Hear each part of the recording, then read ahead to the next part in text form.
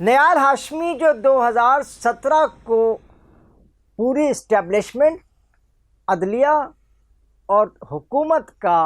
ایک ایسا انسان بن چکا تھا جس کو کوئی قریب سے گزرنے بھی نہیں دیتا تھا. نواز شریف اس سے ہاتھ ملاتے، بہت ڈر خوف کھاتے تھے، اور مسلم لیگ نون کے لوگ ان سے دور دور رہتے تھے. لیکن اچانک وہ گورنر کیسے بن گئے، اس پر بھی آپ سے بات کرتے ہیں. یہ جو ایم کیو ایم پاکستان یہ کہہ رہی ہے کہ اسے کچھ بھی معلوم نہیں تھا، تو سوال یہ پیدا ہوتا ہے کہ بھائی پھر یہ گورنر بن کیسے گئے اور آپ چپ کیوں ہیں؟ اس پر بھی بات کریں گے. لیکن سوال یہ پیدا ہوتا ہے کہ یہ اچانک جب کراچی کی گفتگو ہونے لگتی ہے، کراچی کے حقوق کے، کراچی کے لوگوں کی بناؤ سنگار کی، یہاں پہ روڈیں بننے کی، یہاں صفائی ستھرائی کی، تو عین اس وقت ایک ایسا کام کیا جاتا ہے جس سے یہ محسوس ہوتا ہے کہ اس پوری جو ریکارڈنگ چل رہی تھی اس کو پیچھے پھینک دیا جائے.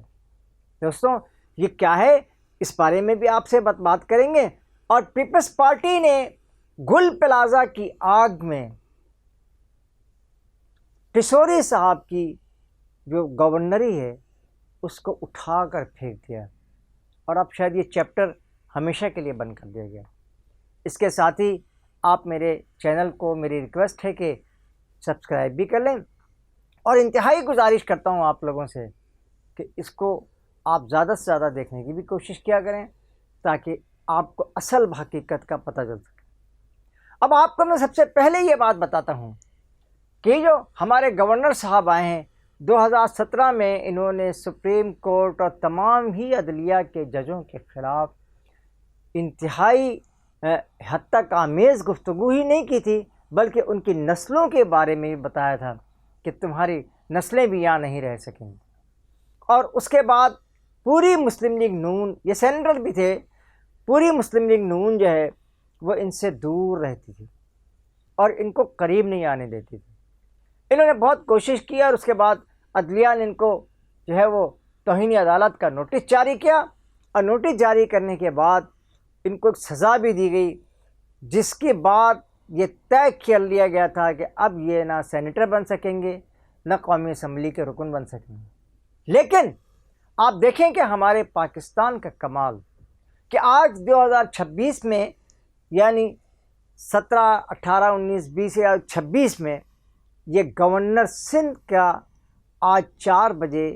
ان کی حلف برداری ہو گئی، اور اس وقت وہ گورنر سندھ ہے. اب دوسری طرف ایم کیو ایم لندن کی کیا صورتحال تھی؟ ہماری اطلاعات کے مطابق آصف زرداری نے اور ان کے دوسرے رفقائے کار نے، اور سب سے بڑی بات یہ کہ مسلم لیگ نون نے بھی ایم کیو ایم لندن سے رابطہ کیا اور انہیں یہ بتایا کہ وہ یہ کرنے جا رہے ہیں. ان کی رضامندی کے بغیر ہو نہیں سکتا تھا. اب لیکن اس کے بعد ڈاکٹر فاروق ستار، اور آج کل وہ ہمارے جو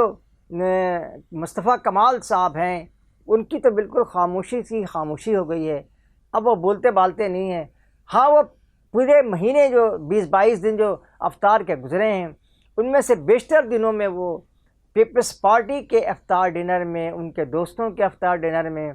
اور انتہائی قریب پیپلز پارٹی کے نظر آئے. لیکن اس کے باوجود بھی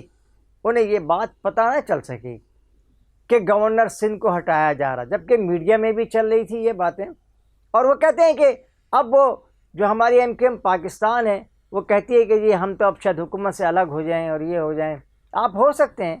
پہلے بھی ہوتے رہے ہیں، آپ اب بھی ہو جائیں گے تو کیا ہو جائے گا. لیکن یہ بھی یاد رکھیے گا جب بھی مسلم لیگ نون کی حکومت رہی ہے، آپ کے خلاف یعنی ایم کیو ایم کے خلاف کوئی نہ کوئی چھوٹا بڑا آپریشن 2092 میں، 2013 میں اور 2008 میں، یہ تمام ادوار جو ہیں یہ مسلم لیگ نون کی حکومت تھی. اس وقت نواز شریف خود پرائم منسٹر تھے.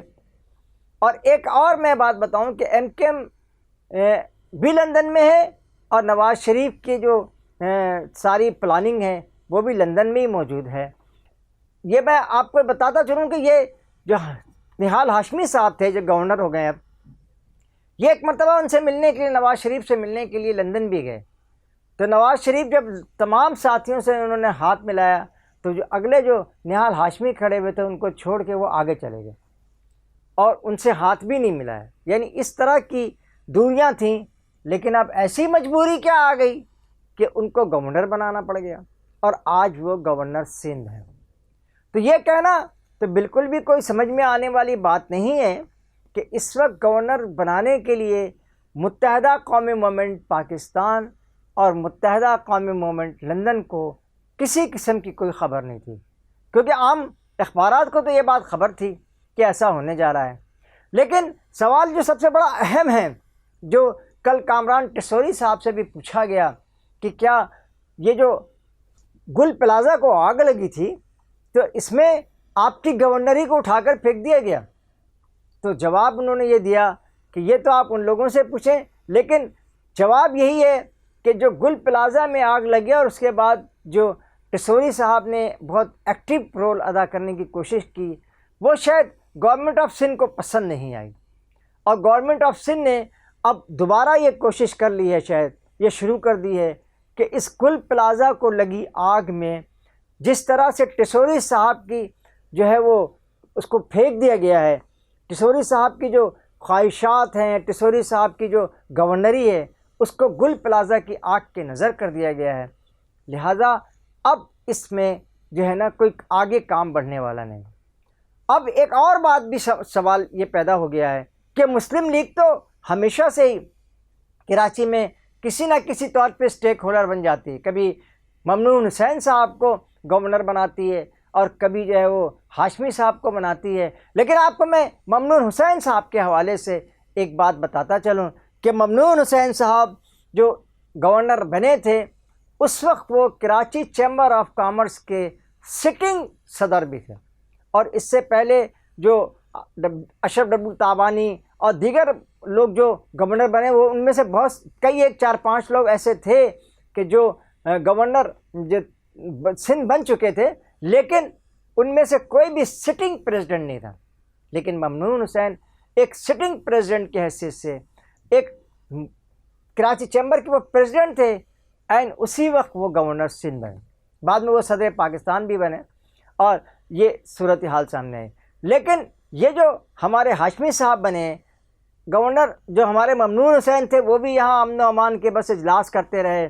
اور کراچی میں نہ امن قائم ہوا اور نہ ہی وہ پیپلز پارٹی، اس زمانے میں ان کی پیپلز پارٹی نہیں تھی بلکہ نون لیگ نہیں جو ہے نا غوث علی شاہ صاحب کو ایک عہدہ دے کر کے ان کو جو ہے وہ وزیر اعلیٰ کی طرح ایک کام کر رہے تھے.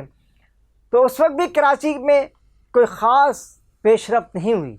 بلکہ حقیقت یہ ہے کہ جب یہ کمزور لوگ آ رہے ہوتے ہیں، جب یہ ٹوٹے پھوٹے جن کا کوئی اس شہر میں اسٹیک ہولڈر نہ ہو، اس شہر میں کوئی انٹرسٹ نہ ہو، تو اس میں جو ہے وہ کوئی کام ہونے کے بجائے اور مزید کام بگڑتا چلا جاتا ہے.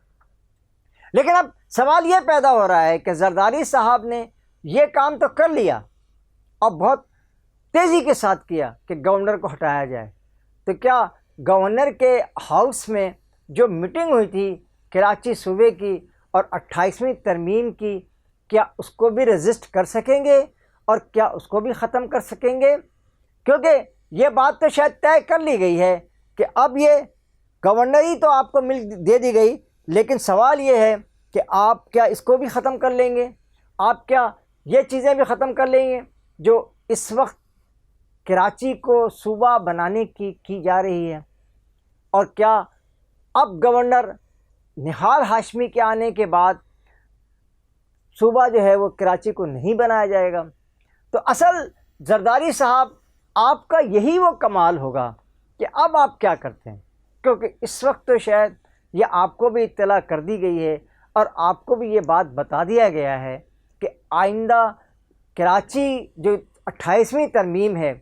اور جو اپریل میں ہونی ہے، اور ہو سکتا ہے کہ آپ کو بھی خوش کرنے کے لیے کہہ دیا کہ چلیں جی آپ گورنر لے لیں اور گورنر کے ساتھ آپ رہیں، لیکن 28ویں ترمیم نے جو کچھ ہونا ہے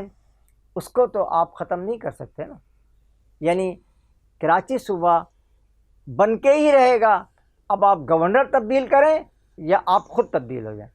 اس کے ساتھ ہی قاضی جاوید آپ سے اجازت چاہتا ہے. اللہ نگہبان. السلام علیکم.